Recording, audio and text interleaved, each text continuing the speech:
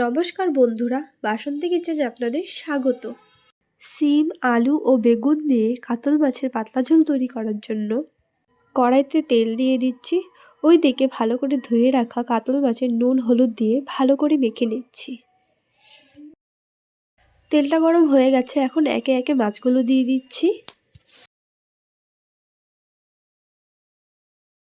এখন মাছগুলোকে হালকা হাতে উল্টে পাল্টে নেব। মাছগুলোকে লাল লাল করে ভেজে নিতে হবে, তাহলে আষ্টে গন্ধ থাকবে না। মাছগুলো ভাজা হয়ে গেছে, এখন নামিয়ে নিচ্ছি। একই রকমভাবে বাদবাকি মাছগুলো ভেজে নেব।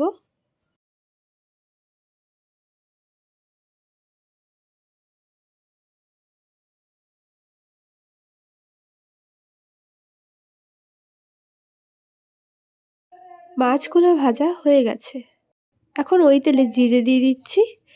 নুন হলুদ দিয়ে মাখা আলুটা দিয়ে ভালো করে নেড়ে চেড়ে নিচ্ছি। দুটো শুকনো লঙ্কা দিয়ে আবার নেড়ে চেড়ে নিচ্ছি। এখন সিম ও বেগুনটা দিয়ে দিচ্ছি। পরিমাণ মতো নুন দিয়ে দিচ্ছি। জিরে ও লঙ্কা বাটা দিয়ে দিচ্ছি। মটরশুঁটি দিয়ে দিচ্ছি। এখন ভালো করে নেড়ে চেড়ে নেব। সামান্য হলুদ দিয়ে আবার নেড়ে চেড়ে নেব।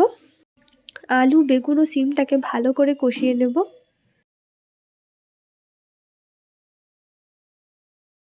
কষানো হয়ে গেছে, এখন জল দিয়ে দিচ্ছি। আবার নেড়ে চেড়ে নিচ্ছি। উতরনে এসে গেছে, এখন মাছগুলো দিয়ে নেড়ে চেড়ে নিচ্ছি।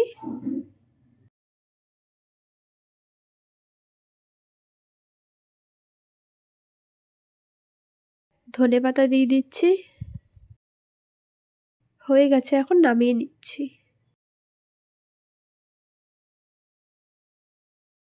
সিম, আলু ও বেগুন দিয়ে কাতল মাছের পাতলা ঝোল তৈরি।